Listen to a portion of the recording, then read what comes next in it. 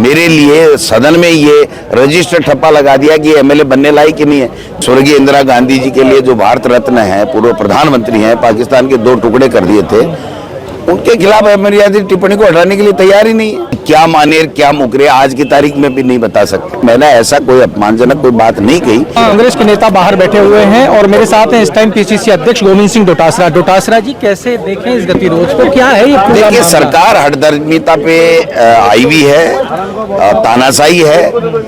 ये विपक्ष को क्रेज करना चाहते हैं, मुद्दों की बात करना चाहते नहीं हैं और खेद प्रकट करने के बावजूद भी वो अमर्यादित टिप्पणी स्वर्गीय इंदिरा गांधी जी के लिए जो भारत रत्न है, पूर्व प्रधानमंत्री हैं, पाकिस्तान के 2 टुकड़े कर दिए थे, उनके खिलाफ अमर्यादित टिप्पणी को हटाने के लिए तैयार ही नहीं है। तो क्या है ये चाहते हैं कि ऐसे ही जनता के मुद्दों की बात विधानसभा में नहीं हो और ये पर्चियों से अपने काम करते रहे।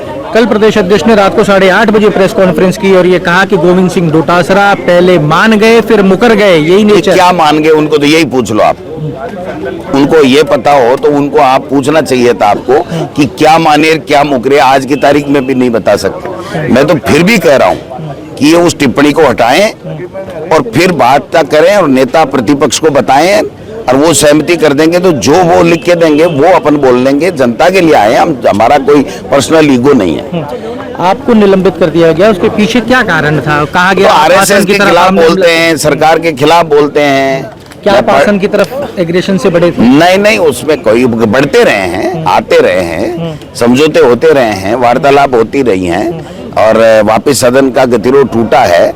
12 महीने के लिए भी निकाला। इन्होंने तो अखबार की कपोल कल्पित घटना के आधार के ऊपर मेरे लिए सदन में ये रजिस्टर ठप्पा लगा दिया कि एमएलए बनने लायक ही नहीं है। इससे बड़ा तो घोर अपमान कोई हो नहीं सकता। जैसे उनका मान सम्मान है चेयर का, वैसे एक सदस्य का भी तो सदन में मान सम्मान रहना चाहिए। ये नियम बने हुए हैं, ये परंपरा है कि उनको बिना सुनवाई के दिए उसके ऊपर पर्सनल आप एप्लीकेशन नहीं लगा सकते। ये तो रोजाना लगा रहे हैं, कभी मदन दिलावर लगा रहा है, कभी जसवंत यादव लगा रहा है, कभी खुद आसन लगा रहा है। तो मतलब क्या करें? आसन तो भावुक भी हो गया साहब, आपने ऐसा क्या दिया? वो तो क्या हो गया, क्यों हो गया, मेरे तो समझ में नहीं आई। फिर भी मैंने इसके लिए भी कहा है कि वो किस बात से आहत हुए हैं मैं खुद जा सकता हूँ, उनसे स्पष्ट कर सकता हूँ कि मैंने ऐसा कोई अपमानजनक कोई बात नहीं कही।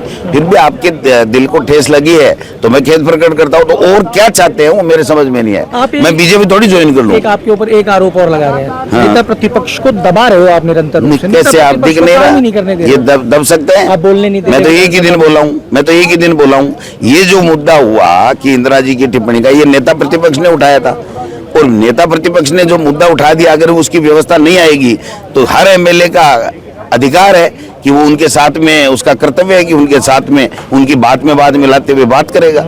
इसमें क्या हो गया? सख्त कार्रवाई की बात कर रहे हैं, करो ना, मना कौन कर रहा है? दोबारा जीत के आऊंगा 2 गुण वोटों से। तो ये आप सुन रहे थे पीसीसी अध्यक्ष गोविंद सिंह डोटासरा को, जिन्होंने कह दिया कि कार्रवाई करनी है सरकार को, सरकार कार्रवाई करे, लेकिन जब तक अमर्यादित टिप्पणी हटाई नहीं जाएगी, जब तक ये गतिरोध जारी रहेगा। और जिसको भी चर्चा करनी है बैठकर चर्चा कर सकता है। हम 3 बार खेद प्रकट कर चुके हैं और हम अपनी बात पे अडिग बने रहेंगे। तो जुड़े रहिए हमारे साथ। अमर उजाला के लिए जयपुर से मैं आशीष। अगर आप ये वीडियो YouTube पर देख रहे हैं तो हमारे चैनल को सब्सक्राइब करें और बेल आइकन को दबाना ना भूलें। अगर आप Facebook पर ये वीडियो देख रहे हैं तो हमारे पेज को लाइक करें।